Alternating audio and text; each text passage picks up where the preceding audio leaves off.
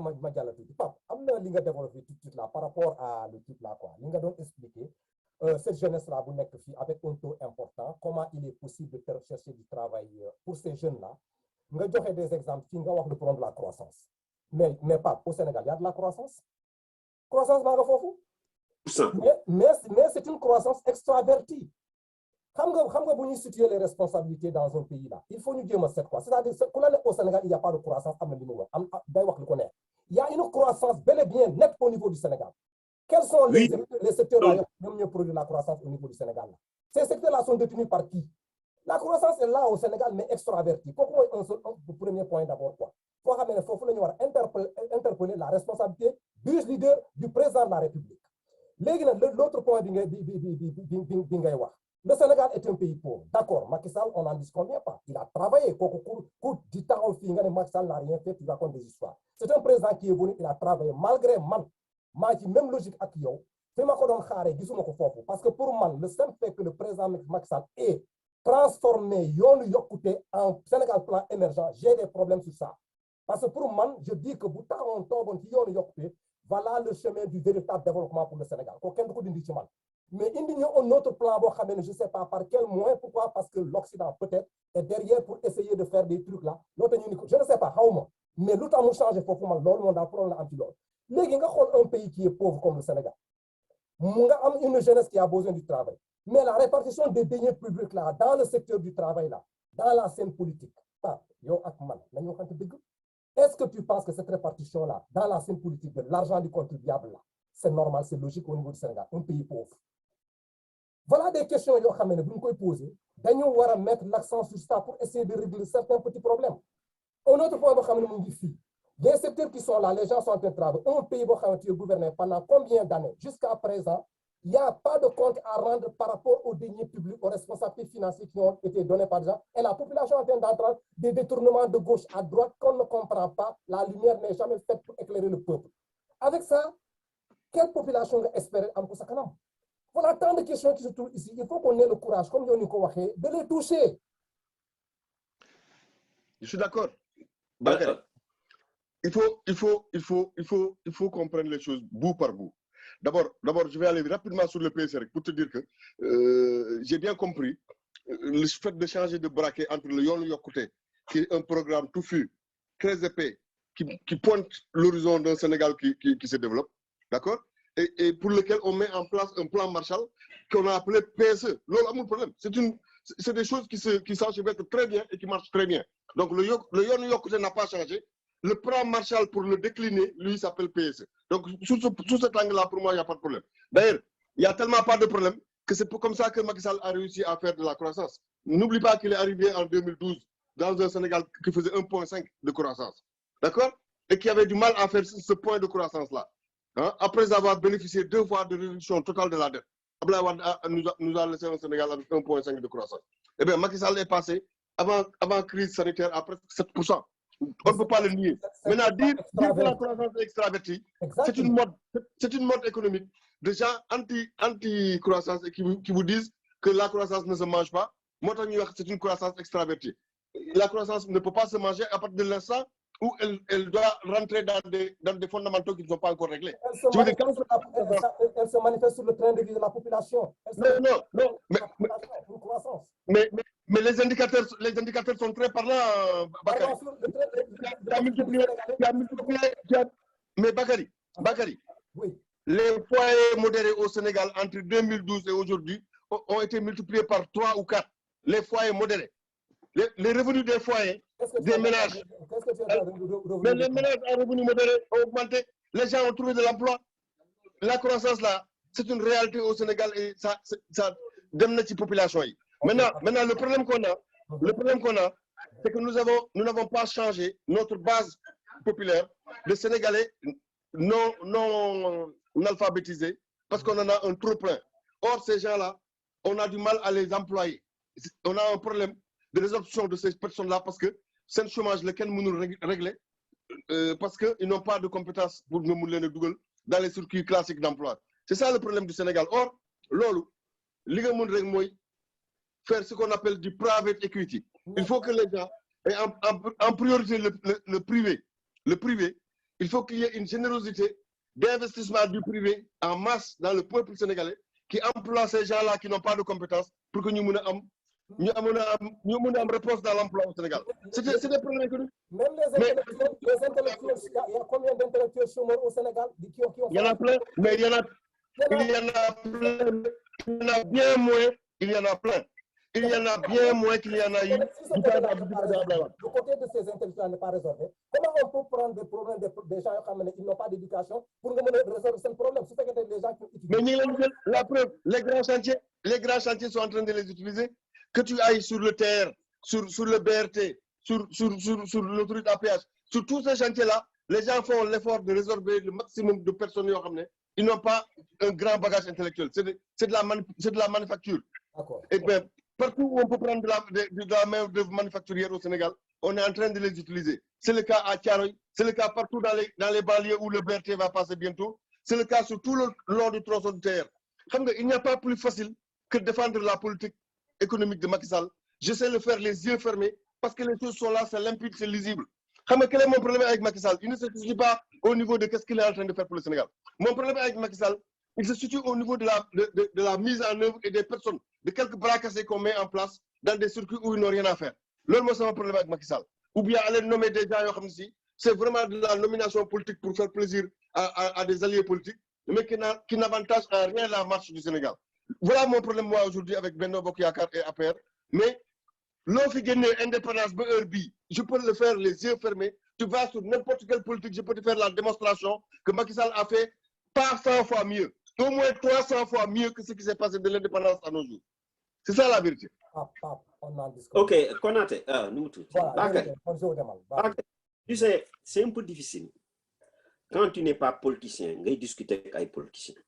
Parce que nous finissons Tibé, ak yow finissons Tibé du bok. Mënul bok. Quand il me dit, Monsieur Sarr dit, oui, on a multiplié les choses multiplié par 300, par 200. Moi, je dis qu'actuellement, le budget du Sénégal, c'est 4200 milliards et poussière.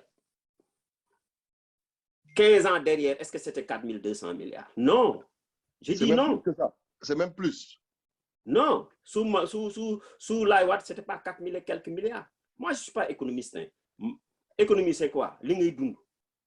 Ak li lay tax avancer. Lolu moy économie. Lolu moy économie. Du question les termes techniques là, lolu moy économie. Économie moy li ngay lek Amérique ngi ni que appartement bi ma dëkk ni duma fay ndox. Duma fay ndox. Suma ñew dëkk ci dama fay fekk frigidaire, dama fay fekk gaz. Duma ko fay. Lolu gouvernement bi moko instauré. Au Maroc, chaque année, le roi construit à peu près 3000 logements. 3000 logements chaque année. Wahamane mu nek ñu jox le logement. En Libye, Kadhafi l'avait fait. Da doon construire un logement diko jox ki wahamane, diko jox enseignants, ainsi de suite, ainsi de suite. Je veux dire, tu sais, parfois les politiciens, ils pensent que si je dis les policiers, c'est les dirigeants. Alors que ça ne tient pas. Li am actuellement au niveau des 4x4 là, c'est de la révolte. C'est de la révolte. Qui régime bi nek ni, mom bugul kuy wax Macky Sall. Non, je dis le régime. Donc, xam nañ kan moko incarner. Au niveau de ce régime là, ci la gis chaque grand rond-point char na fay am ak ay camion police. Kan moy ñëmé génn so génné ñu rëq sa ndig so méré foo koy waxé réseaux sociaux yi ngay dem. La révolution se transforme en révolte. Saaga so doxé ci mbéd bi sa benn grand mbéj la da ngay daw 200 mètres après dagal ko. Bu leen ne famille yaruñu seen doom de dañuy yar seen doom. Mais soo ñëwee di mbedd bi nga mbéj benn booy day daw 200 mètres mu wóor ne mënoo ko dab après mu daggal la. C'est comme ça yow da nga teg ay char ci mbedd mi. Gars yi nangoo kenn génn dañuy dem dugg seen biir kër ubbi seen iPad wala ubbi seen téléphone daggal la Ah, d'accord. Est-ce que di nga leen mës a gis di nga leen mën a gis Sénégal may ma rek Sénégal amul moyen il faut dire moi je suis pas un technicien en informatique xaw ma dara sama téléphone sax samay doom yi laay jox ñu may won amuñu moyen Sénégal kenn amu fu numéro sécurité sociale da ngay gis ku am 3 numéros sécurité sociale am na fi am na Sénégal may ma rek kii may ma parce que vous discutez entre man je suis pas politicien Macky tu sais Macky c'est qui Macky su leen wax ay soo leen wax ay affaire nu mu tuddati croissance ainsi de suite c'est du n'importe quoi Macky c'est du Wade sans Wade pourquoi on dit ça Wade ses réalisations c'est une forme en dessous de table de voler de l'argent day créer chantier bi nar a nekk 50 milliards mu ne 120 milliards 70 milliards yi fu mu jaar Macky a pris ça a appris la bonne leçon day créer ay chantier rien que pour soutirer de l'argent man maa ko wax loolu maa ko wax te ñëpp xam nañ ko chantier bi mu taxawal yëpp ñëpp teg nañ ci baaraam wax nañu ne soo comparé même bâtiment yi ñu tabax feneen day am différence à peu près ay 70 milliards 70 milliards yooyu fu mu jëm c'est ça c'est du Wade sans Wade lan la fan la ko Wade tane Wade ku jalgati nga exagéré day dal sa kaw te parfois mun nga def soo xam ne sax kii te day baale aussi d'accord Jo on a compris d'accord merci beaucoup ñu jàll ci point bi ñu dugg ci deuxième point bi pour essayer de gagner du temps là parce que vraiment dafa mel ni premier point bi jël na émission bi yëpp sax quoi léegi dañoo dal ci deuxième point bi moom mooy le problème kii la Macky Sall dans son discours là bi mu doon def ci fête de 1er mai bi am na benn kii comment dirais-je la phrase bu fa génnee gars yi daal di ko jëlee interprété ko ñu ne ñoom ils ont compris pourquoi Macky Sall a dit mu nekk un tollé quoi c'est-à-dire bu mu toogee ne day comment dire il faut les maires là ñu jéem a seet naka la ñooy utiliser comment cette institution yi et que ils sont tenus de respecter les tests là su fekkente ne nekk ñu di ko def ils peuvent comment dirais-je la gis ay sanctions yi tombé te sanctions yi nag mën na dem ci révocation te léegi nag gars yi daal di ko jël ñu ne boo gisee muy wax loolu il s'adresse à Barthélémy Diaz du fait de recrutement bu mu def pour nan la tuddati la comment dirais-je la Barthélémy à l'autre recrutement bu mu def jël comment dire capitaine Touré ak comment on l'appelle encore là Guy Marius Sagna léegi nag gars yi dina ku ci nekk sénégalais bu nekk mu ngi analyser la situation à sa manière quoi ñun ñu ngi fii aujourd'hui ci priorité ñu jéem a seet ku ci nekk sa appréciation par rapport à ce phénomène là nu ko gisee quoi ma dem ci nan la tuddati la comme bon parce que am na ko leku na je suis en train de souffrir un peu ma dellu ci Pape quoi. Merci Bakary. Tu sais, c'est difficile de discuter avec Joe parce que Joe est dans des colibés. Nous, on est dans des choses précises. Lui, il est dans des colibés et il s'est quoi en fait. Il a Macky Sall pour cible et il a besoin de dire que Macky Sall est un voleur. Et il faut qu'il trouve le moyen de nous raconter une histoire. Moi, vous savez, je suis d'accord avec le principe selon lequel les grands chantiers keynésiens sont des bons moyens de détourner de l'argent. Nous le savons et ce n'est pas l'apanage des pays africains. Partout où les gens font de grands chantiers, il peut être possible qu'il y ait de l'argent qui disparaisse. Je ne peux pas le nier ça. Je n'ai jamais été dans des situations de pouvoir voir faire la Khalis Bidigar, qu'est-ce qu'on fait exactement. Et je ne suis pas là non plus pour faire la police de Macky Sall. Mais ce que je sais, et ça au moins c'est constant, Macky Sall est le meilleur président du Sénégal, tout le Sénégal. Ce qu'il a fait en termes de production et de réalisation, personne d'autre ne l'a fait. Et généralement, il est passé chaque fois de 100% à 300, voire 600%. Ça dépend des thématiques et du chemin qu'on prend. Voilà. Si nous avons agriculture, si nous avons énergie, si nous avons alors que moi, je ne suis pas d'accord avec lui. Hein. Il y a encore beaucoup de choses. Par exemple, quand on me raconte accès universel à l'eau en 2025, j'ai dit que c'est du pipeau. Vous me dites stratégie du numérique en 2025. Non seulement c'est du pipeau, mais même on a donné ça à un bras cassé. Qu'est-ce que tu veux que le mec, notre ministre actuel de télécommunications puisse faire pour faire accélérer les choses du numérique? Il n'y connaît absolument rien. Mais il faut faire plaisir à Idriss Seck, donc on nomme un gars comme ça. La vérité, c'est que les chemins tracés sont bons. mais les gens, pour les mettre en œuvre, laissent à désirer. Donc, je crains que l'Ibé ouais, malgré ça, Macky Sall reste le meilleur président en termes de réalisation et en termes d'avancement pour notre pays. Il n'a jamais eu quelqu'un qui a fait le tiers ou le quart de ce qu'il a fait en termes de développement pour le Sénégal. Okay. Quand j'ai dit ça, j'ai tout dit. Maintenant, le président est le destinataire privilégié des questions autour du travail quand on parle du 1er mai.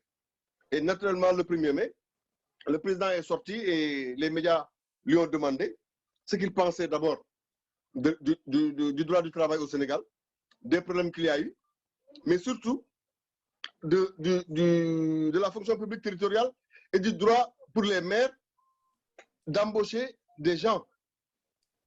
Pourquoi les médias lui demandent ça? C'est parce que tout le monde est au courant qu'il y a eu Barthélémy Diaz qui a recruté Guy Marius Sagna et le capitaine Touré dans un processus de recrutement de défi. Il n'y a pas d'autre mot. Il savait qu'en faisant ça, il pourrait faire un pied de nez à l'État du Sénégal qui avait renvoyé le capitaine Touré, révoqué le capitaine Touré et était en passe de renvoyer Guy Marius Sagna qui refuse de rejoindre son poste à Kédougou. Donc, demander ça en soi, c'est de la provocation journalistique. Le président a répondu parce qu'il doit répondre. Et répondre, il l'a fait de la manière la plus idoine qui soit. Il a dit en termes clairs, les collectivités territoriales sont des démembrements de l'État. L'État leur donne des compétences ou leur transfère des compétences, mais l'État leur dit aussi la marche à suivre. Le processus de décentralisation tiré de l'acte 3 prône la gestion autonome des collectivités territoriales.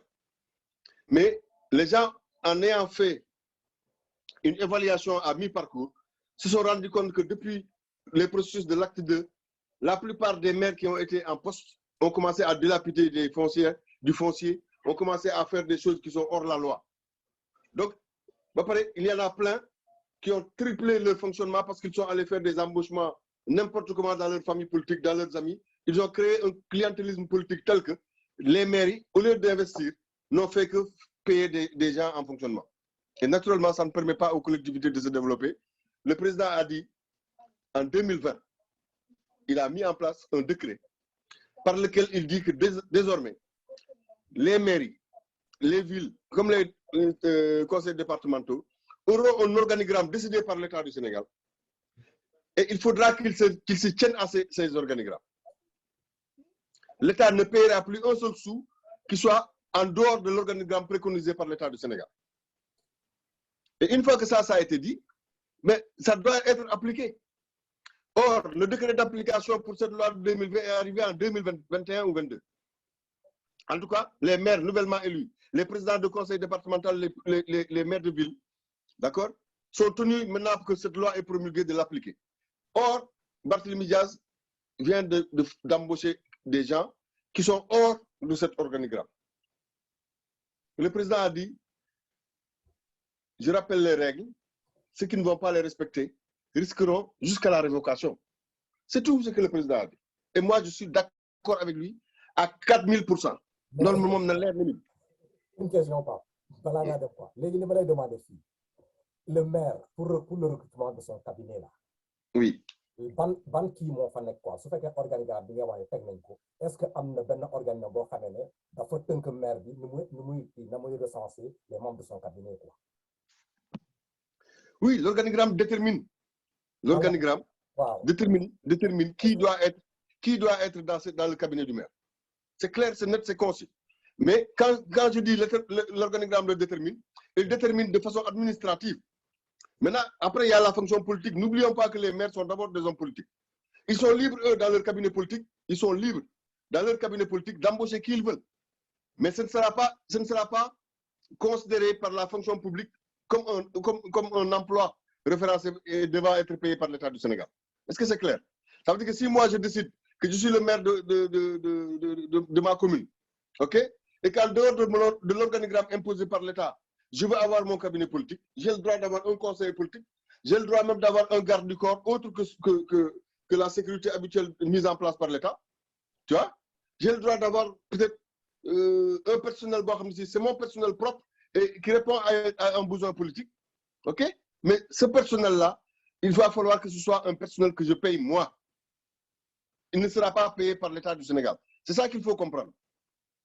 Vous avez vu Marine Le Pen et tous les gens qui sont allés être des députés européens être sanctionnés par l'Europe parce qu'ils ont payé des gens en dehors de ce que les postes avaient prévu. Aujourd'hui, Marine Le Pen se trouve devoir au Parlement européen des millions d'euros. Vous savez ici qu'en France, vous ne pouvez pas dépasser ce qui est prévu de manière administrative par l'État français en termes de cabinet quand vous êtes maire ou quand vous êtes président de département ou de région.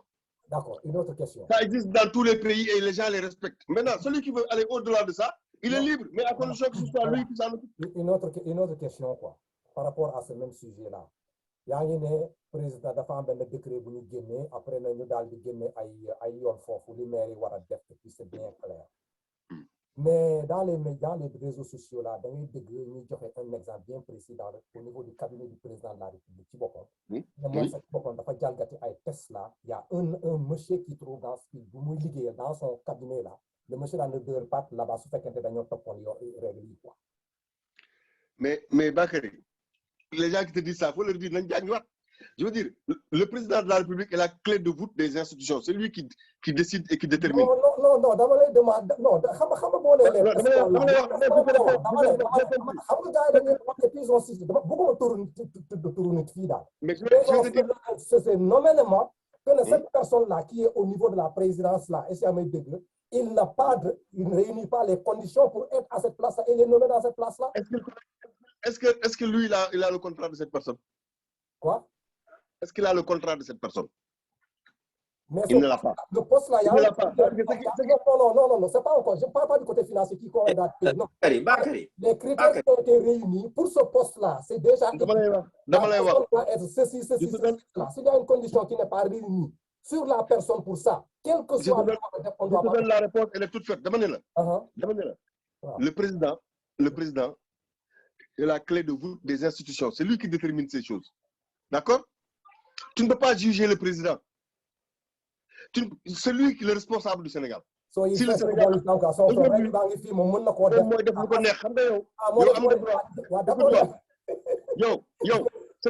écoute-moi bien. Chez toi, oui. Tu peux décider qu'on mange à midi. Mais toi-même, chez toi, tu peux décider. Une personne qui doit incarner, mais pas. C'est ça la vérité. Tu incarnes l'autorité chez toi. Et chez toi, tu peux décider qu'on mange à 13h. Après, à 15h. Ce que je vous demande de faire et ne faites pas ce que on a décidé que c'est toi le chef de la maison. Tu fais ce que tu veux de la maison, mais toi, tes ordres doivent être respectés. C'est tout. Ce pays marche comme ça. Et tous les pays du monde marchent comme ça. On a été. Ah, d'accord. Ok, ouais, vas-y. Moi c'est difficile, comme il dit. Si je des répliques, c'est des colibés. C'est vraiment difficile de parler. Beaucoup me stigmatiser quoi. Qui est politicien, le monde politicien. C'est vraiment difficile. Damay jël exemple terre à terre ba mu jël. Man je me fais comprendre en prenant des exemples terre à terre. Néna, soo nekkee chef de famille, nga ne on mange à midi. Donc, règlement, tout le monde vient à midi. Ñun amoon na suñu kër. Mon père nourrissait à peu près 35 personnes. Suñu tegee bool bi 2 minutes ceeb dootul amati ci bool bi. Léegi ñu ne ku ñëwul kenn du la wàccal.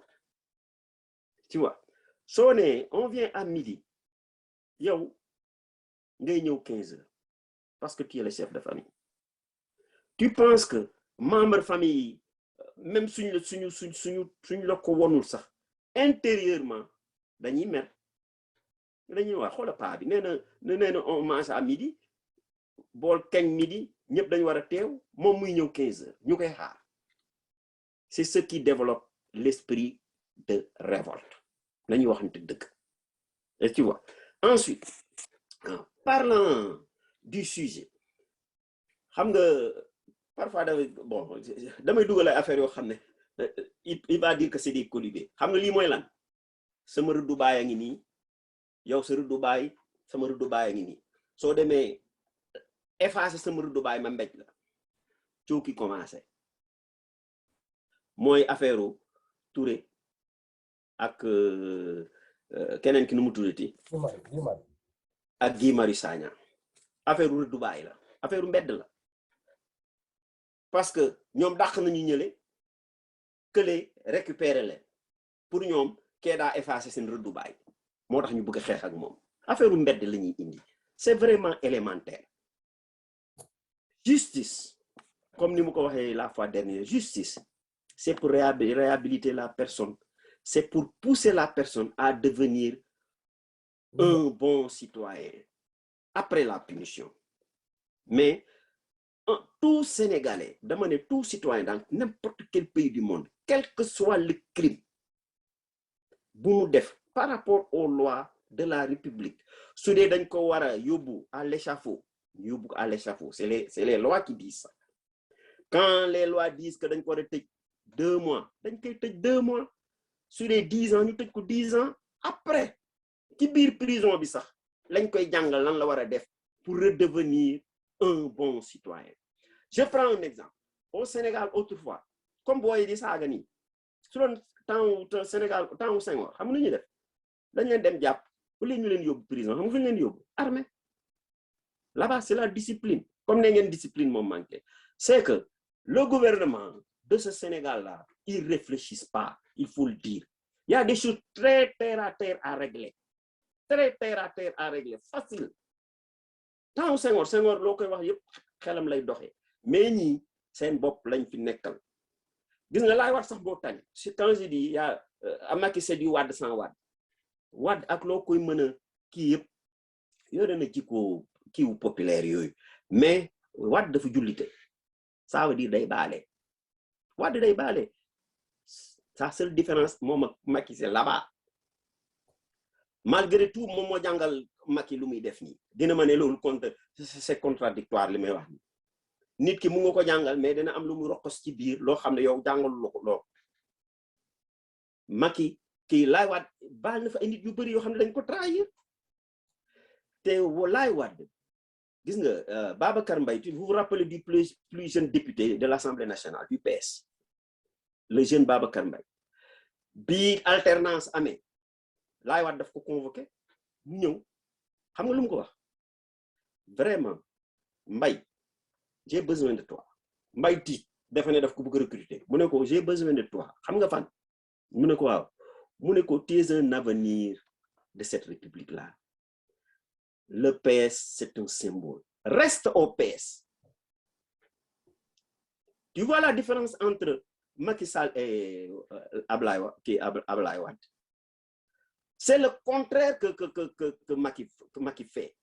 Moom day dem ay nit yu tekkiwul dara mu leen di recruter di leen indi ay insulteurs ay sàcckat mu leen di recruter. Revenons sur le sujet pour les recrutements là. Est-ce que yow mën nga ma wax nombre ministre conseil yi ñu am au niveau de la présidence? Est-ce que tu peux me dire ça yow? Alors que quand il parlait de yoonu yokkute, il avait donné des chiffres. Na génne chiffres yi ñu xool. Comme yaa leen ma ko gën a jege jox leen ma chiffre ministre conseil y en a combien? Ministre titulaire y en a combien? Dites-moi.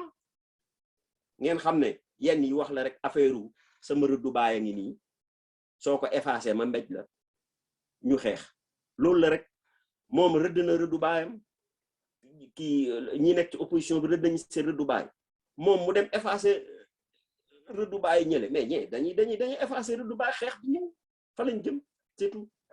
D'accord, donc y a pas de problème Jo, donc am naa fi dama ci yokk dara Konaté may ma dara. Jo xaaral ça suffit quoi xaaral ma dem ci kii Papa dafa bëgg a rebondir dessus pas vas-y am na li nga bëgg a wax quoi. Non, ce que je veux dire c'est que Jo est dans un rêve qui va finir pour lui en cauchemar. C'est-à-dire qu'il est en train il a tellement idéalisé dans sa tête une révolution rampante qui va finir par une bagarre sanguinaire que tout ce que tu lui dis, et quel que soit ce que tu puisses lui dire, il le traduit en dualité. Macky Sall n'est pas bon. Moi, je supporte ces gens qui vont faire la révolution demain et qui, de toute façon, arriveront à prendre le pouvoir par la force parce que Macky Sall l'oublie que Diadoul. Voilà, lui, il est dans un truc bien calé dans sa tête et il n'en sortira pas. Sauf que Jo sera déçu parce qu'il n'y aura jamais de révolution au Sénégal et il n'y aura rien de sanguinaire. Donc, tout ce que tu imagines là, c'est des choses. On ne peut pas comparer Macky Sall, chef de l'État, à des gens on ne peut pas régler ça en termes de Redubaï, quoi. C'est Redubaï, c'est Redubaï. Non, ça marche pas.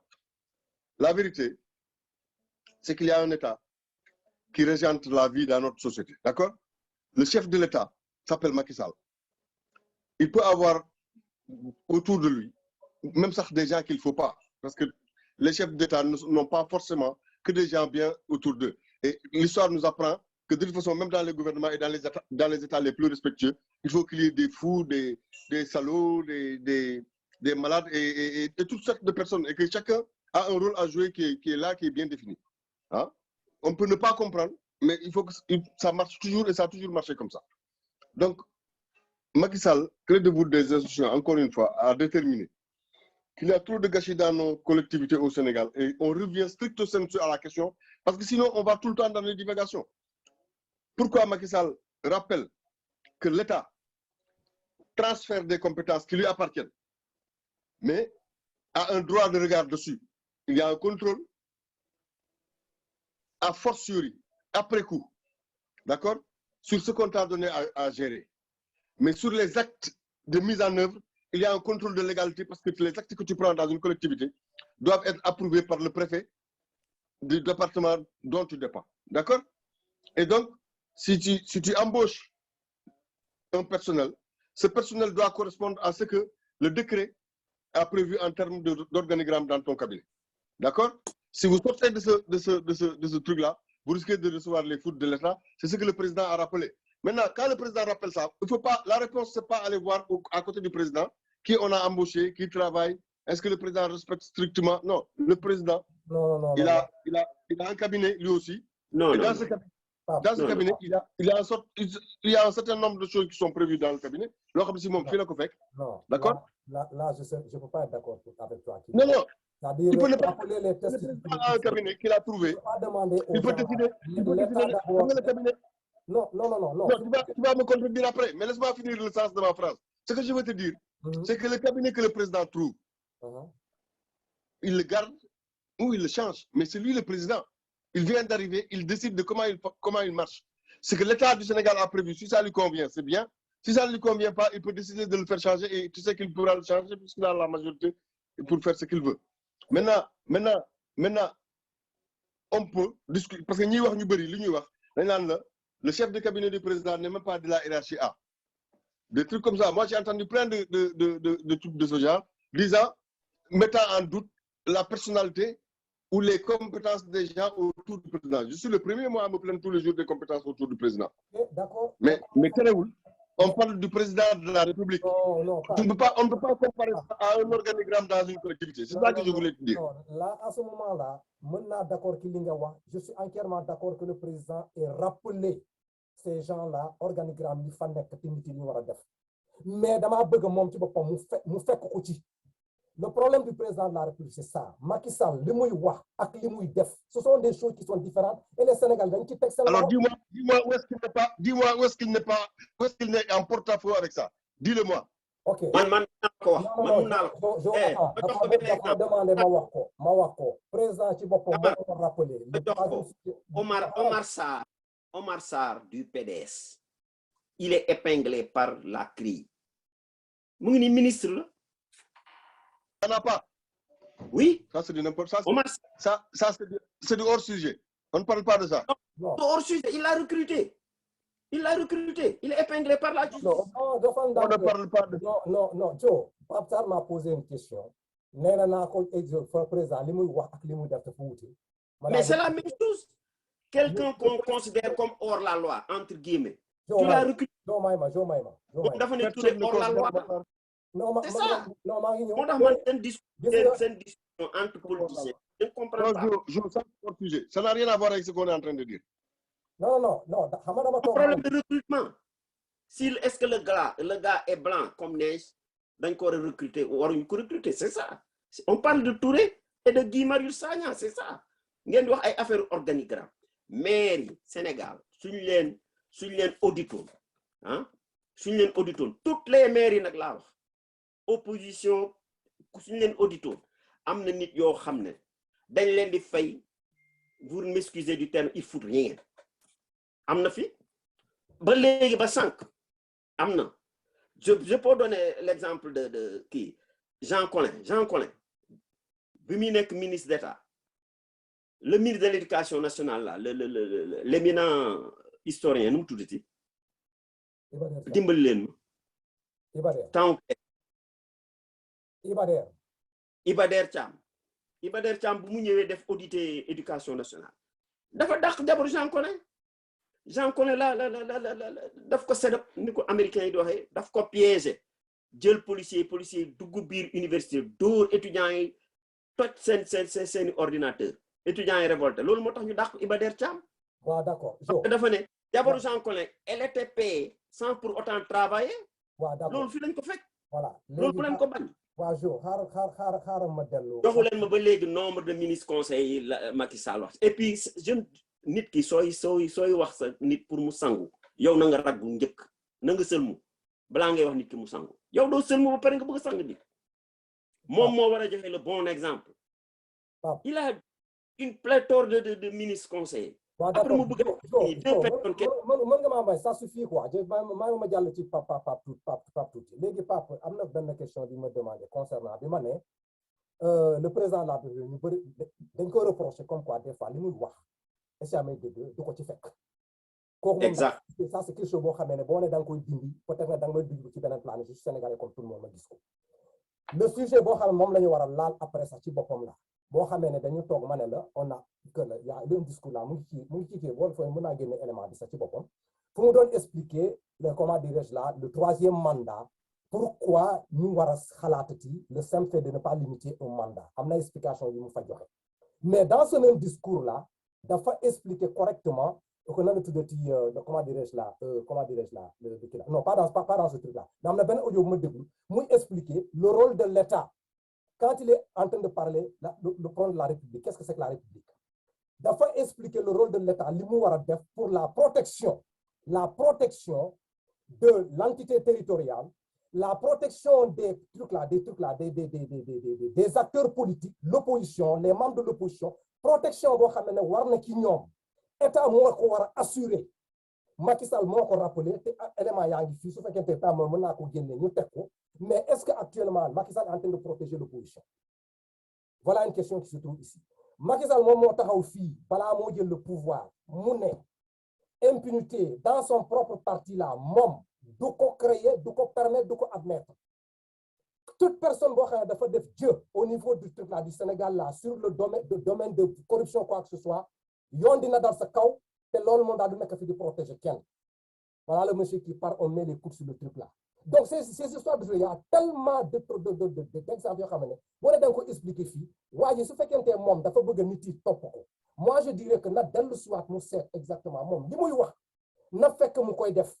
Beaucoup de gens suñu compagnie yi nous sommes trop allergiques à une personne boo xam ne da ngay wax fi après nga wax leneen ci ñaar nit yooyu laa bokk boo bëggee ma jàppale ci àdduna li ngay wax na nga koy topp sa kaddu parce que les gens sont venus derrière toi en fonction de kaddu yi nga teg ci taabal bi mais su fekkente on se rend compte que yow boo waxee tey fii suba ak li ngay def la personne se dit que li ma dégg fi ak li may gis fii méngoowul les gens comme man dafa ñuy déranger donc loolu mu ngi fii kon man li may suggérer au président de la République su fekkente dafa woote pour gars yi mu leen di rappeler les règles là na fekk moom mu koy doxal mu nekk ci ce serait plus facile pour supporter mais tu ne peux pas me dire que oui président Macky Sall dafa non je te demande de me dire les règles qui n'ont pas été respectées par le président, les règles.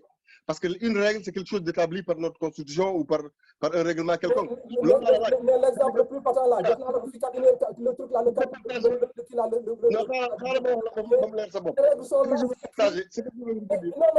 non, vous faites qu'un non, c'est-à-dire ces règles en question, vous faites des règles, on te dit dans ce cabinet-là, la personne qu'on doit mettre ici, voilà le profil de la personne. Sauf que Dieu, tu as failli à la règle. Donne-moi une preuve de ce que tu dis. Donne-moi la preuve que le président a embauché quelqu'un qui n'a pas le profil de l'emploi. Ok, right. Et de manière administrative. Attention, pas politique. Écoute-moi bien, Bakary. Soo ma déglul doo xam sama question dama ne wax ma fan le président jëlee à un poste administratif ou quelque chose est requis fan le président defee faute loolu laa la wax Maintenant que le président, écoute-moi. De m'apporter des preuves. Ça, c'est la formule. Non, ça n'existe pas. Les gens racontent n'importe quoi. Le président, pour son personnel politique, peut faire ce qu'il veut, ça le regarde. Tant que l'administration le fait. Mais non, il ne faut pas éviter les conséquences. Quand ça vient, il faut les endosser. On est d'accord avec toi. Non, mais les maires font la même chose. Les maires. Que le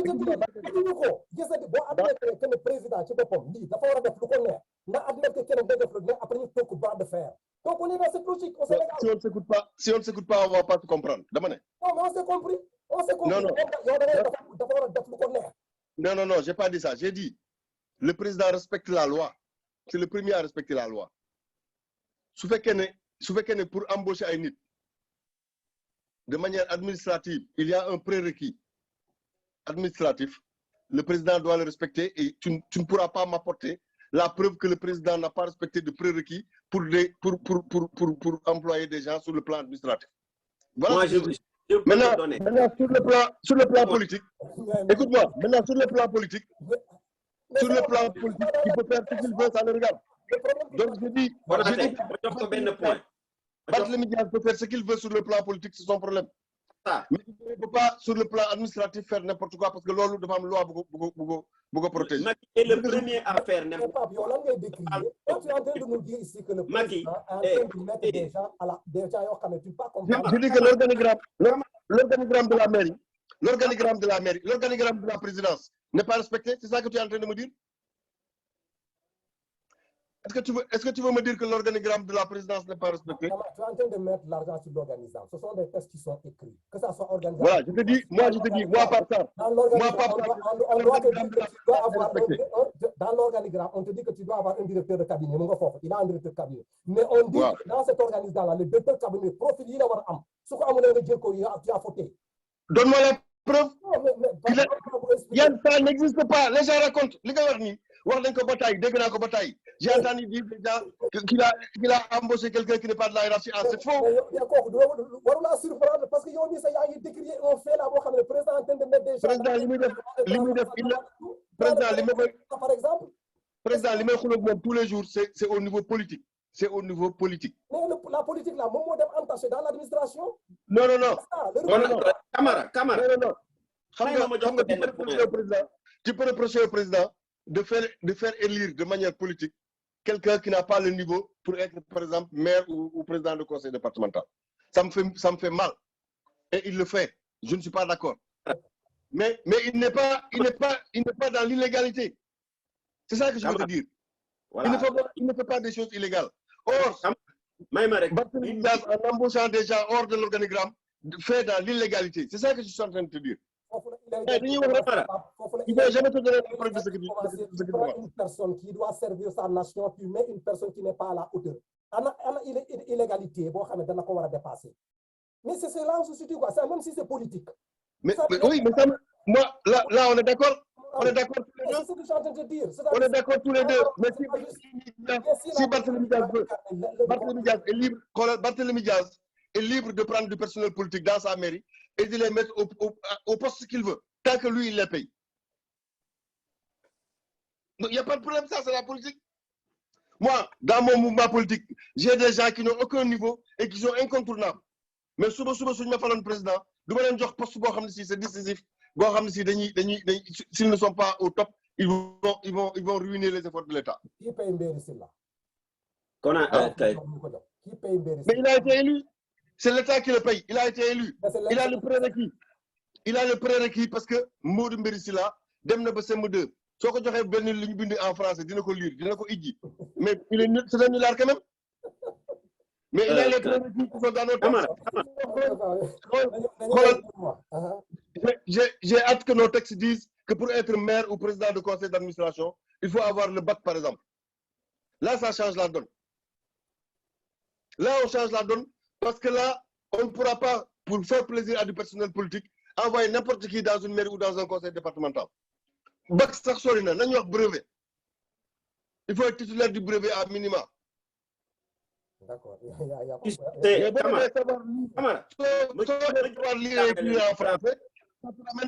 Savoir lire et écrire en français, normalement, tous les gens qui ont fait la méthode CLAD comme moi, savent lire et écrire en français au niveau à partir de CE2.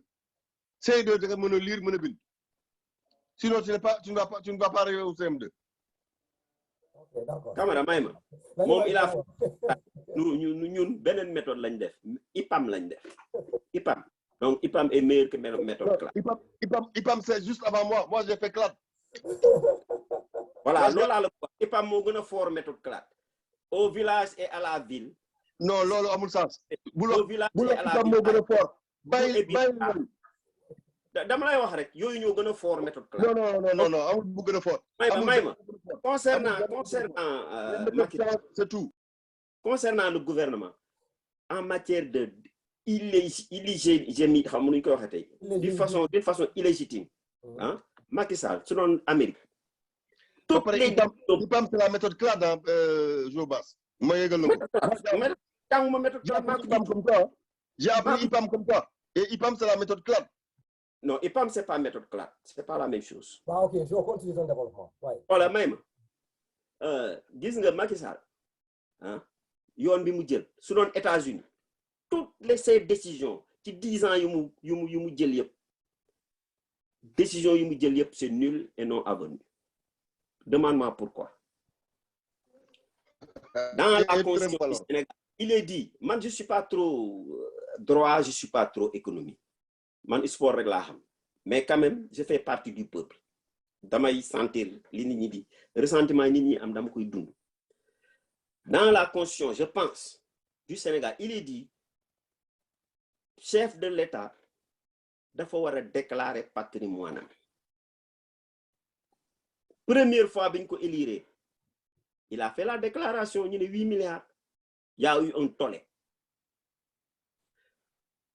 Deuxième fois ñu élire ko jusqu'à maintenant 0. Ça veut dire que su doon Amérique fii dañ koy destituer. Su doon Amérique fii laa wax de dañ koy destituer. doo ñëw taxaw devant la Cour suprême ñu ne la da nga war a déclarer sa patrimoine déclarer wu ko tu prends des décisions di dem di rëdd rek di signer. Pour te dire que moom moo njëkk a nekk hors la loi. Il faut dire le mot. C'est un hors la loi. Il ne respecte pas les règles. Dis-moi. Loolu dañ ko bind ci loi au Sénégal. Il faut déclarer ton patrimoine soo gérer benn budget. Bu dépasser temps da nga war a déclarer sa patrimoine. Il l'a pas fait ci deuxième mandat bi. Donc su doon États-Unis toutes les décisions prises 0. Man maa ko wax. Ah, j'espère que Pape ici là il peut aussi faire ce que bon lui semble aussi quoi. Ci loolu. Parce que effectivement il n'a pas Je base à un problème, c'est que lui il ne connaît que le sport mais il s'aventure dans des terrains qu'il ne maîtrise pas. Mais ça ne se passe pas bien. Teggi ko c'est écrit dans la loi. Amul sens. Donc du ma la wuyu sax parce que tu racontes des choses dont tu n'as pas la maîtrise. Est-ce que c'est pas maîtrise de ce dis-moi oui ou non. Dama ne le texte dit quoi? Le texte dont tu fais allusion, il dit quoi ce texte? Dafa ne kuy gérer loo xam ne ëpp na 800 millions. Non. Ban texte là? Hein? Man xawma titre yi, mais c'est dit. Non, donc n'en parle pas. Tu dis des choses que tu ne maîtrises pas. Non, on en parle. Non, man tey du ma continuer di joxe ay. D'accord, voilà. Yow gis nga il faut être honnête. Yow xam nga ne ça existe. Cette loi-là, ça existe. Non, ça loi n'existe pas. Une certaine malhonnêteté intellectuelle. Pour les Non. cette loi existe. Joe, attends, tu n'as pas vu la loi. La loi existe. La loi existe, d'accord. Vous faites exister dans your cité au loco. Bal ni c'est ma pape. Am mon numéro bi mais la loi existe. Si vous écoutez la bail pape di mëni fofu la ci loi bobu. Pape le truc là, cette loi la déclaration de patrimoine là. C'est ça me dit. Comme là nako ba paré nak éclaircir ñu lan mo ci nek da. Non, je préfère laisser à Joe le soin de retourner. Non, dama la koy wax rek on se verra un de ces dimanches. Moi je vais donner de la documentation. Pour ça je te fais une proposition. Joe, pour ça je te fais une proposition. Je vais donner de la documentation, tu vas regarder ça. Et quand tu arriveras dimanche là, le prochain dimanche qu'on sera ensemble. La loi ça existe. Laisse-moi te dire quelque chose. Déclarer ton patrimoine. Je te fais une offre, Joe. Non, j'en ai pas besoin. Maa ngi ay papier su ma ko tapé léegi mu génn. Waaw génne ko. j'ai pas besoin. Le temps que je revienne nga génne ko. Non, j'ai pas besoin. Su ma ko génn sama téléphone léegi mu génn. Pas génne ko. Sama téléphone a ngi nii. Su ma ko kiiyee léegi mu génn. Mais j'ai pas besoin. Moi, je vais te proposer, Bakary, à toi, je vais proposer. Je vais te proposer ce qui est dit dans ces histoires de déclaration de patrimoine au Sénégal. Et tu vas voir si ça correspond à ce que Joe Bass est en train de dire. En fait, ça, ce n'est même pas intéressant parce que ça ne rime pas avec ce qu'on est en train de dire. Mais Joe Bass, lui, veut qu'on reste dans des histoires de Macky Sall, je ne vais pas le suivre sur ce terrain-là. Macky Sall est le président depuis que le Sénégal existe. Et toi, tu devais être le premier à le savoir parce que toi, tu as été là du temps d'Abdou Diouf, tu as été là du temps de Senghor, tu as été là du temps de Abdoulaye Wade, donc tu as assez d'éléments pour relativiser et comparer. Et si, après ça, tu veux décrier Macky Sall, ben, tu ne pourras pas le baser sur des indicateurs crédibles. Ça, au moins, c'est la vérité. Maintenant, mais c'est toi. Sa xol yaa ko moom mën nga bañ Macky Sall mën nga bañ a far ak moom mën nga wax ni sax c'est le diable et que le diable, il faut le destituer. Tu peux rêver de révolution et de bain de sang qui n'arriveront jamais. Ça te regarde, Jobas. C'est toi le doyen, tu as tous les droits. Donc, je te laisse ce droit d'aînesse et tu peux continuer comme ça. Mais je te dis une chose. Macky Sall est en train de faire ce qu'il peut pour ce pays-là. Il fait beaucoup de fautes. Si vous devez le critiquer, critique-le par exemple sur le fait qu'il est plein de... Je t'ai entendu dire qu'il a plein de conseillers. Je trouve moi aussi qu'il a plein de conseillers et qu'il n'a pas forcément besoin de ses conseillers et que c'est du clientélisme politique. Et ça, c'est des choses que nous ne voulions déjà pas chez Abdoulaye Wade. Nous avons lutté contre ça et il vient les perpétuer. Ce n'est pas normal. C'est un truc avec lequel je serais d'accord avec toi. Tu vois? On ne sait pas combien de conseillers Macky Sall il a. Mais encore une fois, ça aussi, ça le regarde quelque part. Parce que c'est lui, il ne peut pas les payer avec nos deniers publics.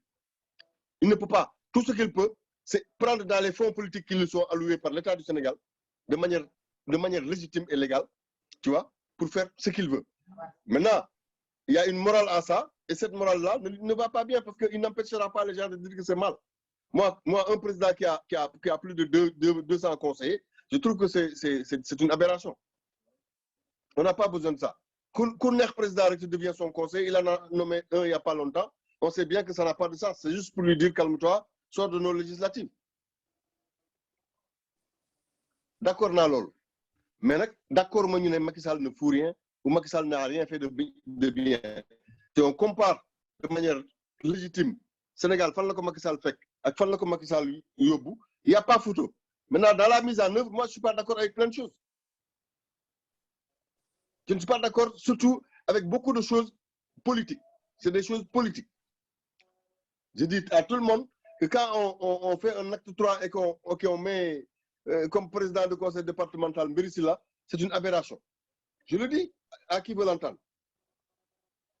De la même manière, je dis que quand on veut ramener de l'ordre dans un personnel politique, dans une DIC comme la France, et qu'on envoie Farbangom, au lieu d'envoyer juste le secrétaire national chargé de la diaspora, c'est une faute.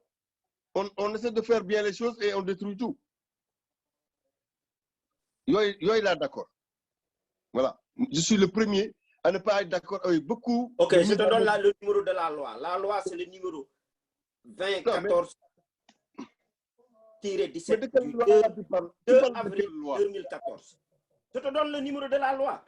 La loi, elle régit quoi? Elle régit quoi?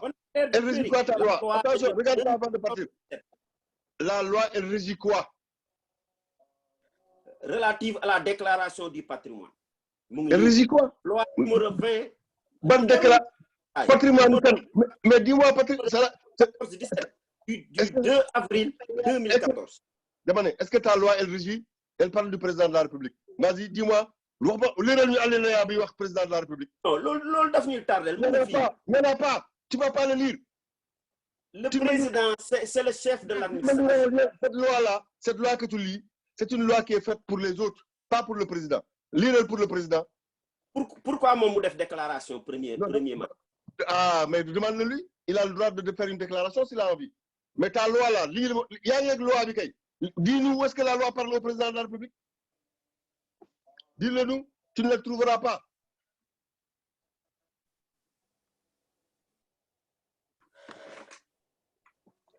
Joe, il y a des Non, mais journal officiel, Voilà, mais tu as le journal officiel, tu n'es pas capable de me dire l'année qui parle du président. Non, manque d'or gagné. C'est mon téléphone là. On t'attend. Parle-nous de l'année qui parle du président de la République. Tu ne le feras pas. Continue la discussion. J'ai l'impression que Bakary n'est plus là. C'est lui qui ne respecte pas les lois. Lui, il ne respecte pas les lois. Et puis, c'est un receleur. Quelqu'un vole quelque chose, il le reçoit. Tu vois, il est en rôle contre le président de la République. C'est le meilleur des présidents ne vous déplaise, M. Jourbas. Le président de la République est très bon. Il a fait des bons économiques avec le Sénégal, surtout. Ok, tu as demandé à Joe de faire une recherche là. Il ne va pas trouver dans les liens sur le président de la République. Il va essayer de voir quoi. Mais ce fait qu'on ne trouve pas écrit sur le président de la République. Moi, je lui ai dit dimanche prochain, je lui donne quelque chose. Il ne veut pas. Pour la gestion du... Non, mais je l'ai ici. Mais non, tu n'as pas ce que tu veux. Tu ne peux pas me parler du président de la République dans ton alinéa. Ok, d'accord. Donc, il n'y a pas de problème. On a que gagné. Le troisième point d'une canal parce qu'on a dépassé longuement le truc là. Quoi. On est dans le tour de table là. Je ne sais pas, entre Papsar et Jobas là, qui a souffert quoi. On souffre tous les deux. D'accord, il n'y a pas de problème. On a d'abord un petit Jobas. Jobas, dans le jour de comme ça, on a ce dernier mot par rapport à l'Union. Donc, on termine comme ça. Ouais, on termine là. Parce que on a dépassé l'heure là depuis très longtemps. Tu sais, mon dernier mot, c'est vraiment, je suis peiné. Je suis peiné que nous acharnons sur deux citoyens sénégalais. Ces deux citoyens-là, moi, je finis de terminer, non. Ces deux citoyens-là, c'est des Sénégalais comme nous. Même entre guillemets, si nous avons fauté quelque part. Mu am foo xam ne dañu war a recueillir pour ñu mën a dellu soit dans le droit chemin. J'ai dit entre guillemets. Je pense que c'est pas la peine ñuy acharner aussi ñoom. C'est des Sénégalais. C'est des Sénégalais. Président baa ngi ni jël na ay nit yoo xam ne ils sont sous la poursuite de la loi. Mais ñu ngi noonu nekk nañu ay ministre. J'ai nommé Omar Sarr. Donc, normalement, le président dañ ko waroon attaqué pour haute trahison. Quelqu'un qui est attaqué par la justice, même si on ne l'a pas encore jugé, yow nga jël ko comme ministre. Xam nga dans les pays de haute démocratie, loolu mënul nekk. Loolu du am.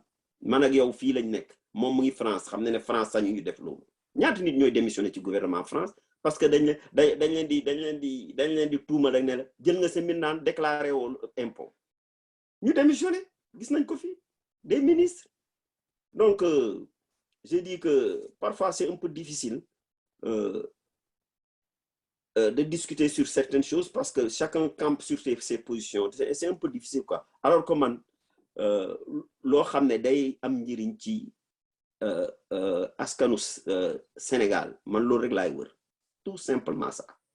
Comme ñoom ni ñu ko waxee rek, leur credo, une gestion vertueuse et limpide.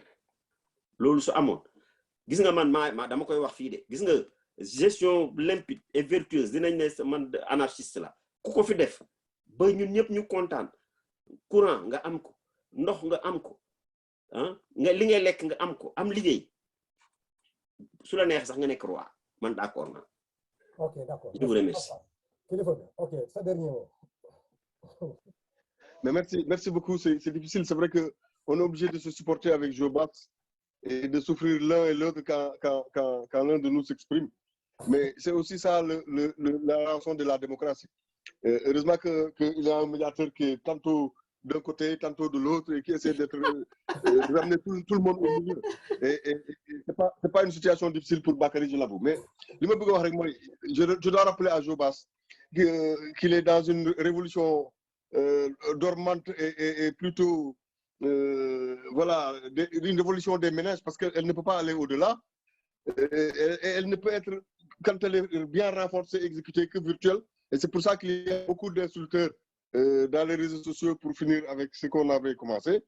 La mafia Kachi, on la connaît, c'est la mafia de qui supportent Sonko. Ouais, puisque tu parles de gens vertueux, Jobas, je voudrais te rappeler que Sonko aussi fait partie de ces gens qui aspirent à diriger le Sénégal. Et il est accusé aujourd'hui de viol. La moindre des choses, s'il voulait être comme ces gens que tu cites, qui démissionnent parce qu'on leur a dit qu'ils ont embauché la bonne qu'il ne fallait pas, ben Sonko a plus lourd que ça sur le dos, puisque lui est accusé de viol. C'est quand même beaucoup plus lourd qu'embaucher une domestique. Et il est encore là, il essaie d'être député en ce moment, alors qu'il a tout fait déjà pour être maire de Ziguinchor. Il n'a quand même pas démissionné et je n'ai pas l'impression qu'il fera l'effort qu'il faut pour se mettre à l'abri et essayer de rendre sa situation claire vis-à-vis des citoyens avant de penser à continuer. Donc, ce n'est pas vous qui pouvez donner cette leçon-là, puisque votre mentor principal est très loin de ça. C'est le Sénégal qui nous intéresse. On ne peut pas être dans des discussions de caniveau quand on parle du Sénégal. Il faut qu'on prenne de la hauteur et qu'on oublie de prendre le président comme souffre-douleur. Le président de la République, c'est l'institution supérieure. Il est au-dessus de tous les Sénégalais. Moi, je ne suis pas d'accord en ce moment avec le président de la République. La preuve, je suis allé faire mes locales sans le président. Je ne suis pas allé avec Benno Bokk Yakaar. Je suis en train d'aller aux législatives sans le président. Je serai encore en face de Benno Bokk Yakaar. Donc, c'est parce que je marque mon désaccord et je l'affirme. Parce que l'évolution politique et la mise en œuvre de notre action politique à l'intérieur de Benno Bokk Yakaar ne me convient pas. Il y a encore beaucoup de choses qui ne vont pas bien. Tout à l'heure, tu parlais de gestion, tu as dit limpide et vertueuse, mais je sais que tu pensais sobre et vertueuse. Eh bien, cette gestion, cette sobriété... C'est la même chose, c'est du français. Non, entre la sobriété et la limpidité, il y a une nuance. La limpidité fait plus appel à la transparence, M. Bass. Là, on parle de sobriété qui n'existe pas. J'en veux au président parce que c'est lui qui l'a promis et cette sobriété n'existe pas. La preuve, on ne sait pas compter le nombre de conseillers qu'il a lui-même. Donc, il n'y a pas de sobriété réellement. Or, nous l'avons élu aussi sur cette base-là parce qu'il avait promis une gestion sobre et vertueuse. La vertu, par contre... On n'est pas le nombre, donc ce n'est pas limpide. La vertu, par contre, n'est pas quelque chose qui se gagne en soi. La vertu est toujours un idéal à atteindre, à renforcer, à confirmer et à garder le plus longtemps possible. Je pense qu'à ce niveau-là, le Sénégal a fait quand même beaucoup d'efforts. Hein? Nous avons amorcé des ruptures qui n'ont rien à voir avec les ruptures peut-être qui sont dans l'imaginaire populaire, mais il y a eu beaucoup de ruptures dans ce pays parce que beaucoup de choses qu'on n'imaginait pas existent au Sénégal depuis la gestion de Macky Sall. Ce n'est pas mon copain, mais je lui lève mon chapeau parce qu'il a fait mieux que tous les présidents réunis depuis que le Sénégal indépendant existe. Et pour ça, nous devons lui dire merci. Lola Bougouach, Nigni Degouko, Mangini, Suni auditeur. Je sais que Joba souffre quand il m'entend dire ça, mais je souffre autant quand je l'entends parler du président comme d'un vulgaire bandit. Et ça ne marche pas, c'est pas possible. On parle du président de la République du Sénégal, M. Macky Sall est quelqu'un de respectable que nous devons respecter tous. Salam alaikum wa rahmatullah. D'accord, merci Jo, merci Pape, mais sans oublier, bon, Pape devrait être là la semaine passée là, pour une émission très importante là sur le truc de la diaspora, parce que dans mon début interview, ci ben chaîne là sur le truc là quoi, la diaspora quoi. Légui nak ma bëggoon ko indi la semaine passée pour ñu waxtaan ci. Mais malheureusement bon comment dire mu am contretemps. Donc on comprend ça. Je crois que loolu on y reviendra bon moi la semaine prochaine c'est que Pape am na temps quoi. Parce que li mu doon wax sur la diaspora, si amé dégg, il faut ñu ñëw ñu toog fi ñu décrypter ñu seet exactement cette diaspora là au juste là. Li ma bëgg indi au niveau du Sénégal là, lan la ñu mën a def pour les objectifs, ñu mën a atteindre objectifs yi. Loolu c'est un débat très intéressant parce que tout simplement les responsabilités qui sama entendre ma personne ça se situe tellement à des niveaux différents. Ces niveaux-là, il faut nous dire qu'on dépliquer parce que ce fait qu'on ne met pas le doigt sur là, sur ce problème-là. La diaspora sénégalaise est en marge toujours de son pays et le plus haut pour au niveau du pays là, de la sortie. Il a fait une intervention très pertinente à un point grave qu'il faut soulever. Mais beaucoup au niveau de priorité, comme ça, nous disons, comment dirais-je là, mettre l'accent sur ces points-là, nous décrire que les Sénégalais nous incombent. Un exemple, mais dans ce truc-là, que les gens là écoutent, évitent de regarder Pape Sarr dans sa personne, quoi. Parce que bon, on a analysé dans sa personne là, tu vas passer à côté de l'objectif que la diaspora est en train de rechercher pour le Sénégal. Mon une position très claire et très sérieuse, apprécier quoi. Malheureusement, c'est ce qui nous peine au niveau du Sénégal. Les gens sont en train de mettre l'accent sur la personne même en question, plutôt de voir l'idée que la personne est en train de développer quoi. Donc, lors de nous, Inch'Allah, la semaine prochaine développer. En tout cas, pour tout, les auteurs de priorité, moi, c'est ma conclusion, par rapport à tout ce qui a été dit ici, c'est la côté, comme ça, on a bon et point. Nous, on la semaine prochaine pour nous pour discuter problème diaspora quoi au niveau de cette chaîne là quoi kon nag gars yi une fois de plus jërëjëf maa ngi leen di apprécier ci seen contribution quoi mais ne souffrez pas c'est comme ça quoi ne souffrez pas jërëjëf gars yi. Merci beaucoup. Merci. Merci beaucoup kon nag à la prochaine. Merci Joe.